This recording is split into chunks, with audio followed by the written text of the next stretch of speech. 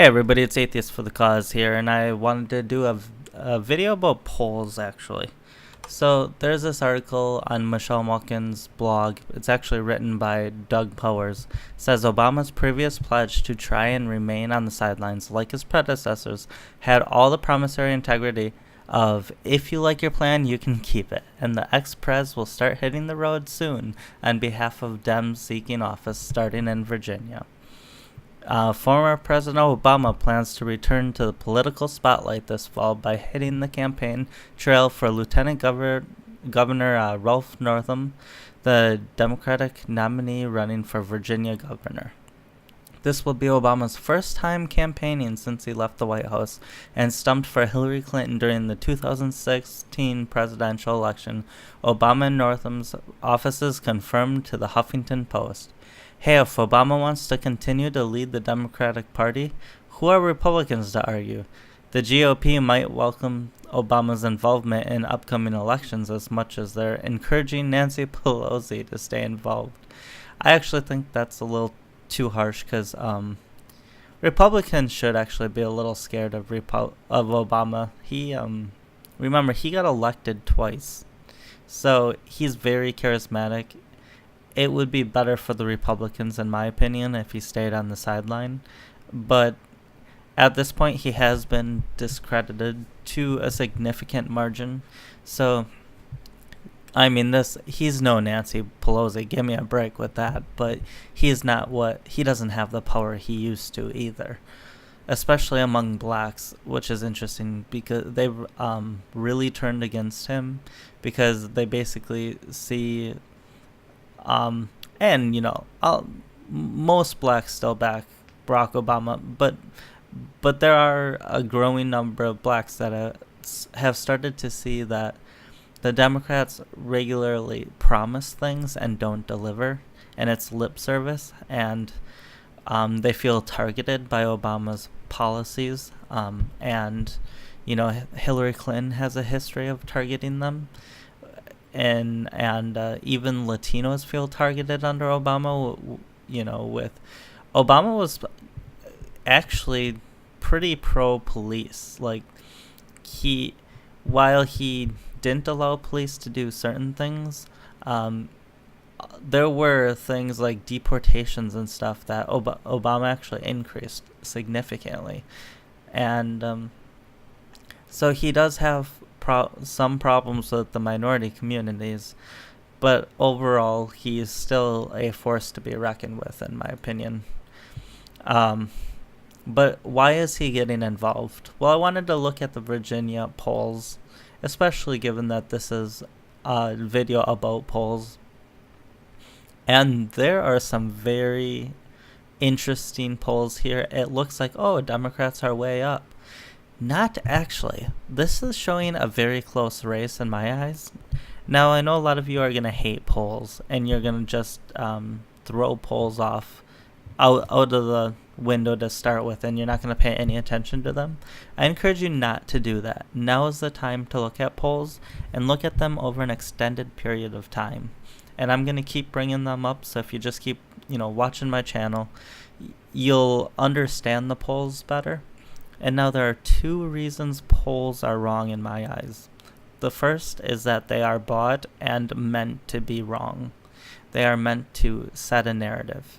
It's like a cigarette company, doing research on how healthy cigarettes are. So then the other reason polls are wrong. Oh my God.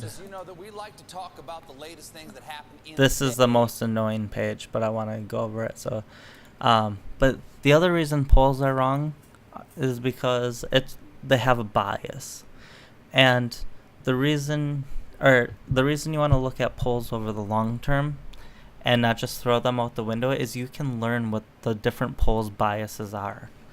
So, for instance, Quinnipiac. You're going to see it. I'm going to point it out to you here. They're +8 for the Democrat. Now, this is a poll that is extremely Democratic leaning.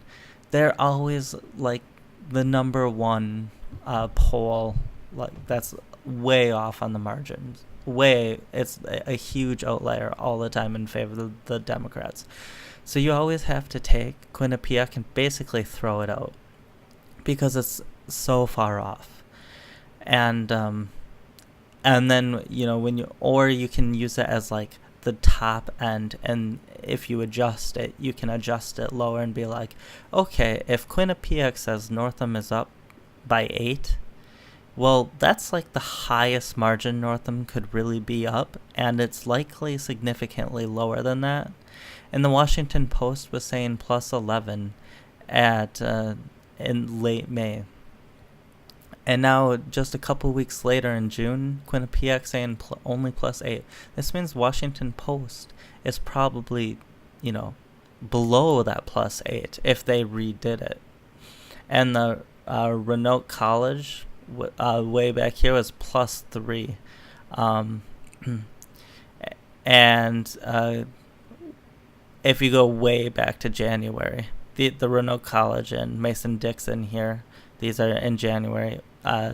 Gillespie was actually up 3. Gillespie is the Republican, Northam is the Democrat. Now, Quinnipiac said Northam was up 6, then 11, now it dropped back to 8, but you could be pretty sure that it's actually about an even race right now. Maybe a slight edge to the Democrats. And that's probably why Obama's getting involved. And keep in mind, there's also, if you want to get really nefarious about this, this is the area where Obama would live and operate, so he would want a pro-democratic governor so that the governor can protect him and his actions. Now, if they have a Republican governor, Obama would have to be much more careful with what he did if he's breaking the law or doing anything shady, which we know politicians in general, but especially Chicago-style politicians. Remember, Barack Obama's from Chicago, and it showed after his 2 terms in office. And he was a pretty shady president, turned out to be. He didn't fulfill his promise on change at all, and he went back on almost everything he said. And this is coming from someone who voted for him twice, but I think too much is coming out now that was hidden for a while with his spying on citizens and political action against Trump and all that history will not look kindly on Obama. But now let's go to this Harvard poll. Majority believe deep state leaking to unseat Trump. And I actually believe this too. But this is interesting. A majority of Americans believe that the deep state is trying to unseat President Donald Trump, according to the most recent Harvard-Harris poll. Now, what's interesting about this is it doesn't actually matter if it's true or not that they are. The poll is showing the perception. And the fact that Trump is leading in this, and that the people think the deep state is trying to unseat him, gives Trump a lot of power, and the deep state and the Democrats they're probably gonna have to go with a different strategy long term, because what they're doing now is only pushing people to Trump. That's what this shows. The poll asked respondents specifically, do you think the so-called deep state, the collection of intelligence agencies and holdover government workers from the Obama administration, is trying to unseat President Trump using leaks of classified information? 54% of respondents said yes, while 46% believe the deep state is not trying to unseat Trump, who has repeatedly asserted that he is the victim of a witch hunt. The deep state has leaked. And remember, this is a Harvard poll. Harvard is if they have a bias, a lot of times they have a bias. Sometimes they successfully take their bias out. But if they watch this show on a regular basis, if they have a bias, sorry about that. If they have a bias, it is a Democratic-leaning bias. Over the weekend, Pat Buchanan said there's a classic struggle between the incoming Trump presidency, which is really embattled in its first 5 months, and what might be called the deep state, which is the permanent government in Washington, D.C. He told radio host John Catsimatidis, I have no clue how to say that, and the deep state and its media allies seek to bring down Donald Trump and reverse the election's returns of 2016.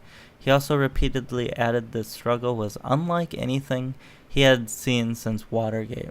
Politico also pointed out that Trump's top White House advisors are becoming increasingly convinced that they are victims of a conspiracy against Trump's presidency, as evidenced by the number of leaks flowing out of the government, that the crusade by the so-called deep state is a legitimate threat. So Trump's not the threat anymore. The deep state is the threat. That is a very interesting and important shift. The poll was conducted June 19 to June 21st, and its full results were released over the weekend. Now this is from June 26th, it's published. So this is very interesting stuff here. Now, if we go to this annoying article with these ads, autoplay videos, Trump approval ratings, latest polls after Comey hearing, and as Senate tries to repeal and replace Obamacare. You always have to keep the timing in mind, because as Obamacare is, trying to be repealed and replaced, people are going to be upset about the policy, and they might be happy that Obamacare is being repealed. So polls can really jump drastically at a time like this, but it can show you the way that the polls jump can also show you whether people are happy with the Senate proposal or not. So it says, amid the Senate's unpopular plan to repeal and replace Obamacare, as well as a continuing investigation into Russia's meddling in the 2016 presidential election, President Donald Trump finds himself crawling his way out of historically low approval rate numbers for his presidency. Trump's approval rate numbers have struggled to level out after facing a historically low trajectory earlier this month. At the beginning of his presidency, Trump's approval ratings were around 40 to 45%, but earlier this month they were dipping below 40% in the days leading up to and following former FBI Director Jim Comey's testimony to a congressional hearing. Now, what they're not really telling you is about 40% is what's predicted to be needed for Trump to get reelected, because while this may be an all-time low, I don't know what the all-time low is, but assuming they're right that this is about an all-time low, the country is divided in a way that it really hasn't been in the past. So it makes sense that anybody who would be elected, it's not just Trump, whether Hillary Clinton or, Al Gore or Joe Biden or Barack Obama, it doesn't really matter. Anybody at this point is going to face extremely low numbers. People are very pessimistic about government at this point, and that's only getting worse.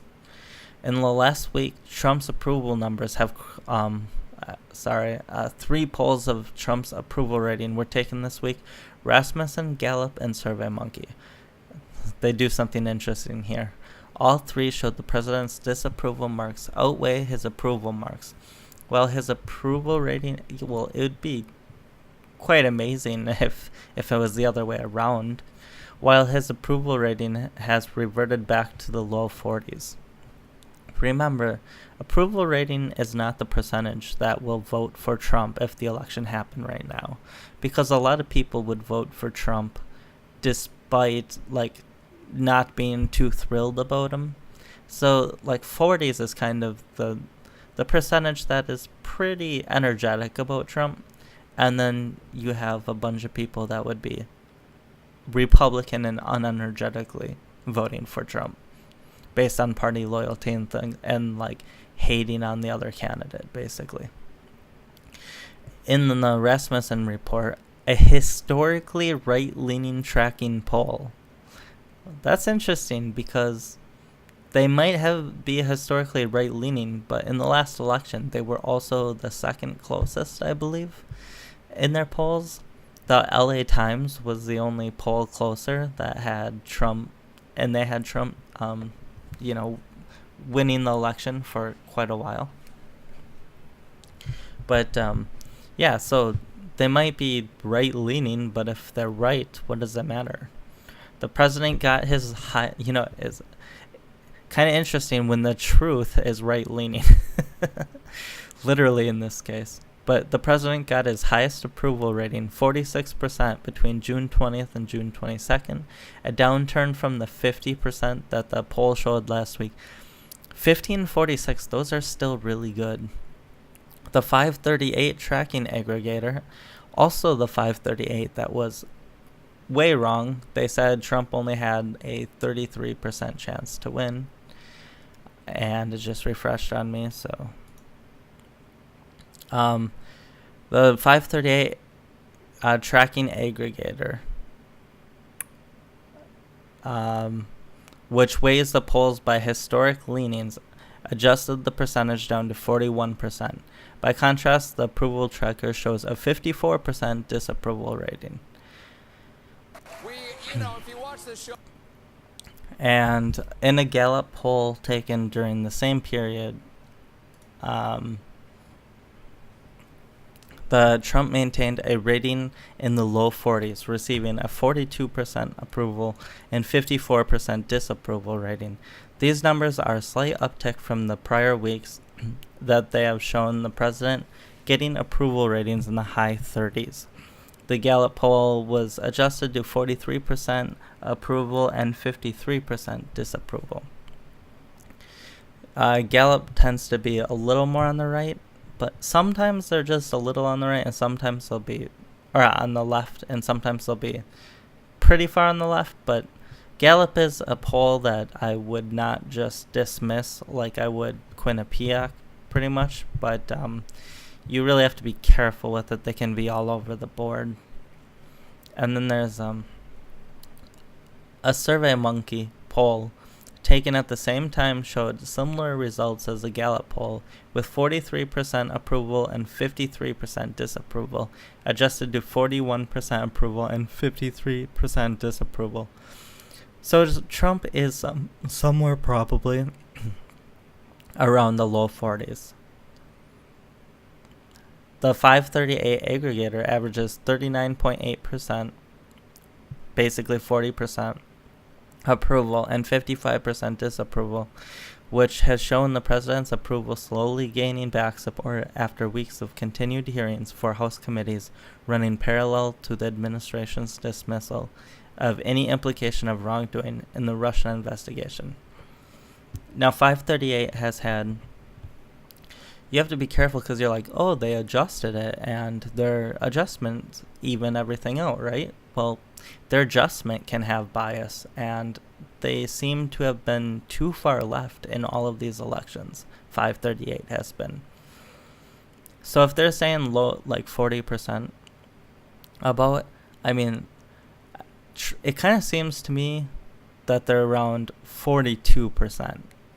That's what the number I would throw out there, just guesstimating, because 538 is saying 40%, SurveyMonkey is saying 43%, Gallup is saying 42%, Rasmussen is saying 46%. And the other thing to keep in mind too is, like Rasmussen will have 100% of their vote will either be like approve of Trump or don't, not of his job rating or favorability. Now, like Gallup might say approve of Trump, disapprove of Trump, or no opinion / don't know, and they'll keep that in. So here it's like 42% approval, 54% disapproval. That's 96%, not 100%. And here you can see Rasmussen is 46% approval, 54% disapproval. That's 100%.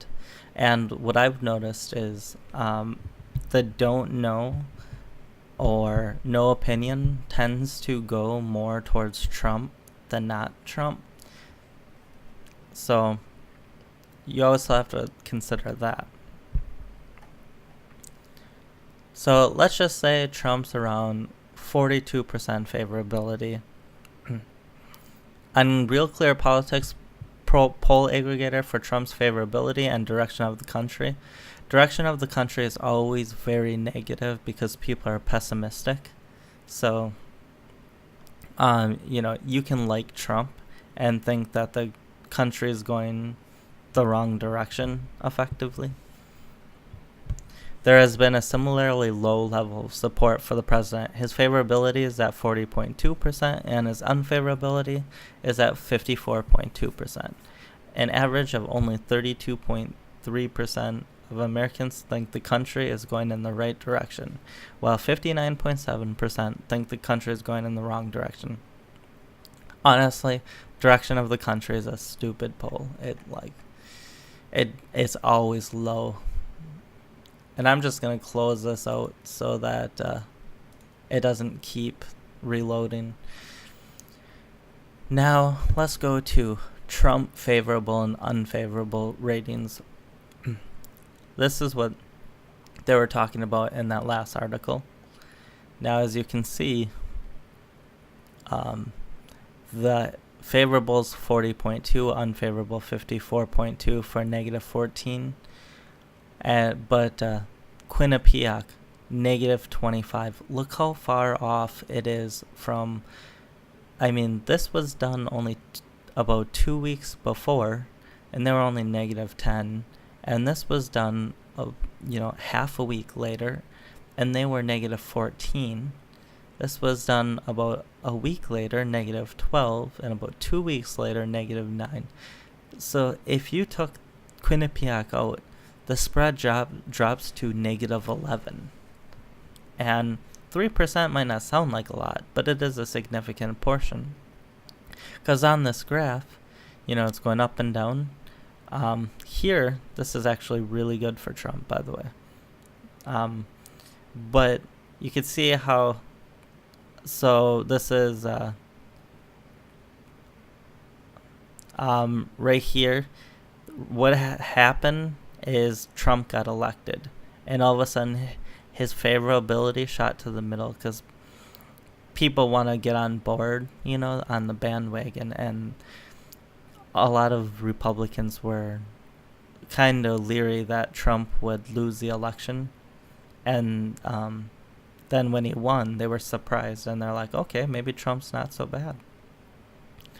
But then you go up, so he's going to slowly get more unpopular because presidents always do stuff. They have to make tough decisions, and different people get upset, and people are generally pessimistic.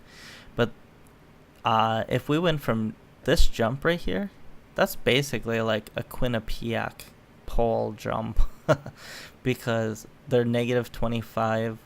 That's around the 31st. So I guess there's a little jump before that, but this is plus 14 unfavorable, and this is plus 12 plus 9, so it's right in the middle. So that kind of shows you how on the graph how big of a jump it actually would be visually to go from a 14-point spread to 11-point spread. We'd be right here about. So then we go to President Trump job approval, and this is what we really need to pay attention to. This is like the most important poll there is while elections aren't going on. So Gallup is kind of high up there, but it's within reason at negative 18. But then you have like CBS and Reuters, negative 21 is kind of high. I don't know if I buy that high. Now, Rasmussen and economist YouGov. Rasmussen was one of, like I said, they were like the second most accurate poll in the general election in the United States. Now, YouGov, which I didn't mention, they were the most accurate model poll survey in the UK in the last election. They predicted Labour would come a lot closer, and that Labour would actually prevent a majority government, and that's what happened. The Conservatives still won, but they didn't win by nearly as much as people thought, and YouGov was one of the few that got that right. So these are two that are both saying -8, that both have some credibility attached to them at this point because of recent elections. Now, Pew Research has a long history of credibility because, like, polling is what they do. They're not a media company trying to do polling. All they do is polling. So, and PPP also has a long history of polling for elections. So we kind of see an aggregate of somewhere between -8 and -18, but mainly -11 to -14. I mean, maybe you want to throw in those -8s because of the credibility. I would say somewhere around, let's just call it like -10, -11. And that's really not that bad. I mean, this would jump to somewhere around 42% approval probably. Because what's the approval on that one? Where is the Quinnipiac one?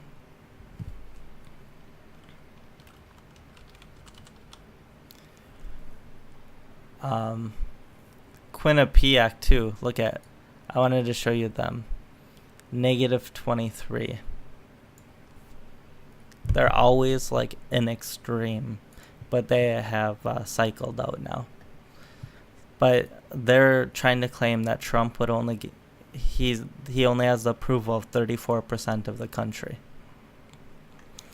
So you definitely want to check out these biases, and it doesn't necessarily mean you have to throw out the poll.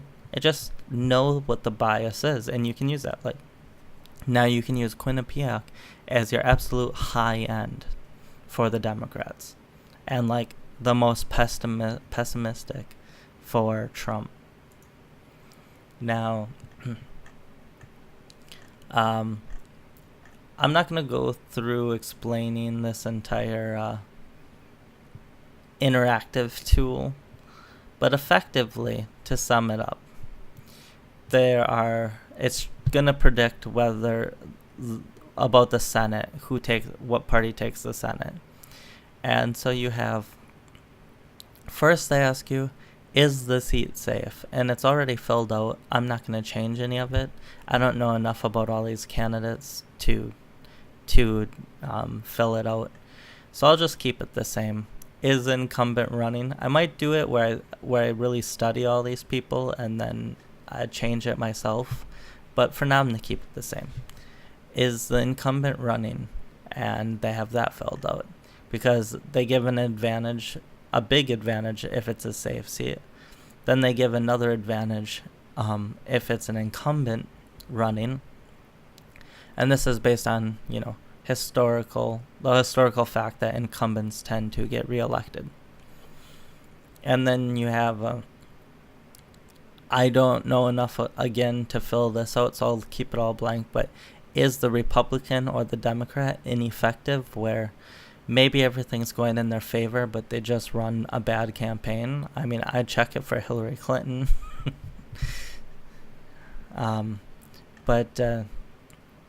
So let's do a simulate. Oh, and then there's this job approval rating that you have, Trump's job approval rating.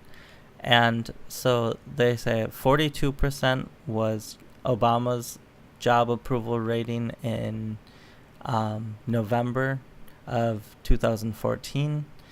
George W. Bush's job approval rating in November of 2006 was 38%. 44% was Obama's job approval rating in November of 2010. 52% was November of 2012. And remember, November's for like 2012 and 2016 would be election time. Obama's job approval in November of 2016 was 53%. So that gives us a base. Now, if we're going to be, say, Trump's is 38%, that's where Bush was. Let's see what that does to the midterm elections. We simulate. It's going to simulate 10,000 simulations. The most likely outcome is 51 Republicans and 49 Democrats. And 97.34% of simulations gave Republicans between 49 and 53 senators. So there's only a 5.56% chance that the Democrats would take a majority. And then there's only another 22.3% that it would be a 50-50 shot. Now, keep in mind, this is 38%. This is pretty conservative here. And so there's basically a 35-25 would be 60%, and 70%, because then you have like another 2. So you're talking like 72% about chance that the Republicans would take a majority in the Senate. I mean, you have to go like all the way back to, I think it's, if we go back to 36, then I think Democrats will take it. Okay, so yeah, at 36%, the Democrats have only a 15% chance still to take a majority, but they have a 35% chance to get a 50-50 tie. And so there's basically very little chance by this basic modeling of the Democrats getting a majority. But now if we go up to 40%, that's about where the aggregate in Real Clear Politics and even the other one was, the 538. And if we see it, Republicans have a 2-seat lead. And if anything, well, I should say 4-seat spread, because it'd be 52-48. Now, if anything, Trump and Republicans under Trump have been overperforming what was expected in South Carolina, Georgia. I mean, Georgia was supposed to be close, and the Republican got massively outspent and still won by a pretty solid margin. In Montana, it was supposed to be close and wasn't very close anyways. In Kansas, it was supposed to be close. Like, there was a challenge at least, and that really didn't come close.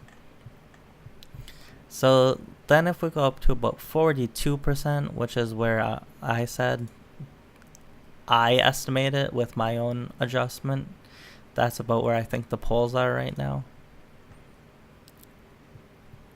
And we get, by my estimation, only 0.3% chance that Democrats get a majority in the Senate, and a 3% chance that it's a 50-50 shot. So, where I think things stand now, there's basically like a 96% chance that the Republicans get a majority in the Senate. Now, we're pretty far out yet from 2018 midterms, and so a lot can change here, but that's where I see it now. And then I wanted to do, like, okay, what if what if Trump goes on a good spree, and he goes up to 44%. He's never going to get up to the 52 or 53. But let's say he can get up to 54. What happens? And we get a 0% chance out of 10,000 simulations the Democrats didn't get the majority once. And only a 0.7% chance of a tie. And the actual seat number goes all the way up to 54 Republican seats and 46 Democrat seats. Every seat matters because the more Republicans you have, if you have some Republicans on an issue that don't want to get behind a bill, then the Republicans can force it through anyways. And so every seat really does matter. But I mean, the biggest thing is to get to 51. And if you can't get to 51, then you get to 50, and that gives you power. And if you can somehow get to 60, then you're filibuster proof, and you can override vetoes by the president. If the Senate got to 60%, they could effectively get through anything they wanted. Especially if you got 60% in the House and the Senate, then nobody could filibuster, and the president would effectively have no power to block anything. So, this is where we're at, and I hope you enjoyed. Please don't just discount polls. Find their biases now, because right now we know that these polls aren't being bought. It would be too expensive there aren't any elections going on or anything like that, really. So these polls are just biased polls. So right now is when you learn what the bias is, and then keep that in mind for the future. So that's all I've got for you now. Polls are, discounting polls because they've been wrong in the past, that's just throwing information out. It's kind of like saying, oh, science has been wrong in the past, so I'm just going to discount all science. It doesn't really make sense, Polls are very good. Remember, Trump won because Kellyanne Conway led his campaign, and she has run a polling organization, and she had access to all this polling information that she gave to only Trump, and that actually is what helped Trump basically outplay Hillary Clinton, because Hillary Clinton's campaign, they were going for all these things they thought they could get based on their own internal polling, and they couldn't get them. They thought they could get Texas and Georgia, and they never had a chance.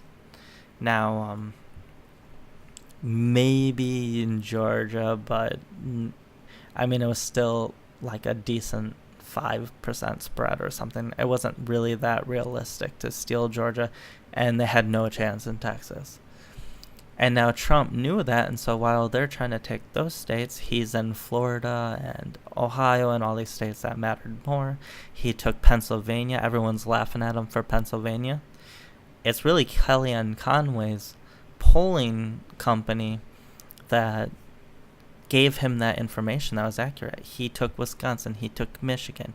He took, these states that nobody thought he could get. And it's the internal polling that told him that he could go and get those states. So,